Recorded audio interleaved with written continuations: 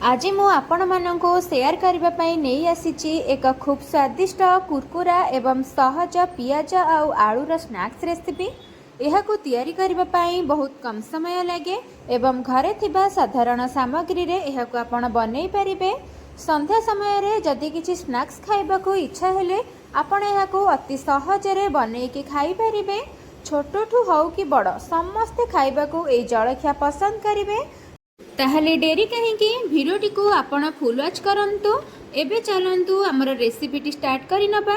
भिडियोटी भल लगिले लाइक करिवे, शेयर करिवे, सब्सक्राइब करबा को जमारे भूलिबेनी। नमस्कार, मु रोजालिन आपण मानको स्वागत करूछी आरएसएनवी होम कुकिंग को। प्रथमे देखंतु मु गोटे बड़ आलू को चोपा छाड़े कि नै जाईछि। एबे हमें आलू को ए ग्रेट सहायता रे ग्रेटर करि नबा। तो आपण एठी जेतिकी परिमाण रे जलखिया बनैबा को चाहचंती सेही अनुसार आपण आलू व्यवहार करिवे। एठी देखंतु आलू को मु भल भाव रे ग्रेट करि नै छी। एबे हमें आलू को भल से धोई के क्लीन करि कि नै आसीबा। एठी आपण देखि पारुथिबे आलू को मु 2-3 थर धोई के पूरा क्लीन करि कि नै आसी छी। आपण पूरा आलू को एमिति धोई के क्लीन करि के पूरा चिपुड़ी कि नै आसीबे पूरा सुखिला भाव रे। स्नैक्स बनैबा पई एठी मु नै छी गोटे बड़ साइज रो पियाज को छोट छोट पीस करी काटी के नै जाई छी। राग पई एठी मु 3 रु 4 टी लंका को छोट छोट पीस करी के नै जाई छी। बासना पई अल्प किछि भृसंग पत्र। एठी हम नै जाई छी गोटे बड़ चम्मच अदा रसुण पेस्ट। जेउ आलू को हमें धोई के रखी थिले सेथिरे हमें देई दबा कटा पियाज को। राग पई कंचा लंका भृसंग पत्र आ अदा रसुण पेस्ट को देई दबा। वर्तमान पर्यंत आपण मो भिडियोटी देखिलेनी। भिडियोटी केमिति लागिला प्लीज कमेंट रे मते निश्चिंत जानेबे। जदि भल लागिथिबो ताले लाइक करिवे, शेयर करिवे। एबे देई दबा कॉर्नफ्लोर। तो कॉर्नफ्लोर एठी मु 2 चम्मच देई दोछि। आपण जदि अधिक क्वांटिटी रो जलखिया बनैबा को चाहचंती ताले सेही अनुसार आपण कॉर्नफ्लोर यूज करिवे। एबे हमें दबा राइस फ्लोर। राइस फ्लोर हमें एठी 2 चम्मच नबा। आपण एठी कॉर्नफ्लोर जेतिकी नैथिबे राइस फ्लोर सेतिकी नेबे। एबे हमें दबा बेसन। तो एठी हमें बेसन 2 रु 3 चम्मच बेसन नै जाउछे। आपण ए स्नैक्स बनैला बेले जदि अधिक क्वांटिटी रो बनौछंती ताहले आपण राइस फ्लोर आ कॉर्नफ्लोर पूरा सेम नेबे आ बेसन रो क्वांटिटी जस्ट अल्प टिके अधिक नेबे। एठी मु नैछि कॉर्नफ्लोर 2 चम्मच, राइस फ्लोर 2 चम्मच आ बेसन 3 चम्मच नैछि। एबे हमें सेथिरे किछि बेसिक मसला ऐड करिबा। गोटे छोट चम्मच दे दबा धनिया गुंड, हाफ चम्मच दे दबा गरम मसला। राग पई एठी हमें नै जिबा हाफ चम्मच नॉर्मल लंका गुंड। आपण जदि छोट पिला मानक पई बनौछंती ताहाले आपण लंका गुंड स्किप करि परिबे। हाफ चम्मच जीरा गुंड दे दबा। शेषरे दे दबा हमें गोटे बड़ चम्मच चाट मसला।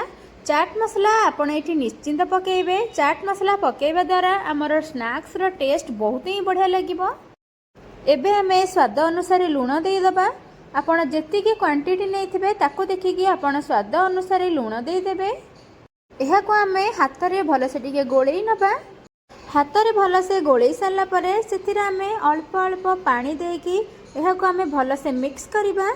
एठी देखंतु मु जेमिति बनौछि आपण ठीक सेमिति ही बनैबे। देखिबे आपणकर ए आलूर स्नैक्स बहुत बढ़िया से बनिबो। खाइबा को बहुत ही टेस्टी लागिबो। आपण एमिति छोट छोट टिप्स देखिकी जलखिया बनांतु। एठी देखंतु मु हाथ रे गोळे के भल से एहा को मिक्स करि नै छी। एबे चलंतु हमें आलूर स्नैक्स बनैबा। पूर्वरु मु तेल को गरम करिकी रखी देइथिली। एबे हमें सेथिरे गोटे परे गोटे आलूर स्नैक्स को देई दबा। एठी आपण देखि पारुथिबे हमें आलूर स्नैक्स गोटे परे गोटे देई देउछे। एबे हमें एहा को किछि समय छाड़ीबा हबा पई। एठी देखंतु हमर गोटे पटे साइड हेई गलानी। एबे हमें सबुतिक को आर पट साइड करि नबा। आपण एठी देखि पारुथिबे हमर आलूर स्नैक्स गोल्डन हे गलानी। आपण भी ठीक एमिति गोल्डन हे साला परे एहा को छाणी नेबे। तो आमे एबे एहा को छाणी की गोटे प्लेट को नै आसीबा। आपण जदि आहुरी मोर नुआ नुआ वीडियो देखिबा को चाहचंती पाखरे थिबा बेल आइकन को ऑल ऑप्शन प्रेस करंतु जहा द्वारा आपण पाखु फास्ट नोटिफिकेशन जिबारी आपण मोर नुआ नुआ रेसिपी प्रथमे देखि परिबे। ଏଇଠି ଦେଖନ୍ତୁ ମୁଁ ଗୋଟେ ପ୍ଲେଟ୍ରେ ଆଳୁର ସ୍ନାକ୍ସକୁ ନେଇ ଆସିଛି। ଆପଣ ଏମିତି ଆଳୁର ସ୍ନାକ୍ସ ଆଣି ସାରିଲା ପରେ ଏହା ଉପରେ ଚାଟ୍ ମସଲା ଟିକେ ଦେଇଦେବେ। ଦେଖିବେ ଏଇ ସ୍ନାକ୍ସ ଖାଇବାକୁ ବହୁତ ହିଁ ବଢ଼ିଆ ଲାଗିବ। ଆପଣଙ୍କୁ ମୁଁ ଏଇଠି ଚେକ୍ କରିକି ଦେଖେଇ ଦେଉଛି କେତେ କ୍ରିପ୍ସି ବନିଛି, କେତେ କ୍ରଞ୍ଚି ହେଇଛି। ପୁରା ପରଫେକ୍ଟଲି ଆମର ଆଳୁ ସ୍ନାକ୍ସ ବନିଛି, ଦେଖିପାରୁଥିବେ।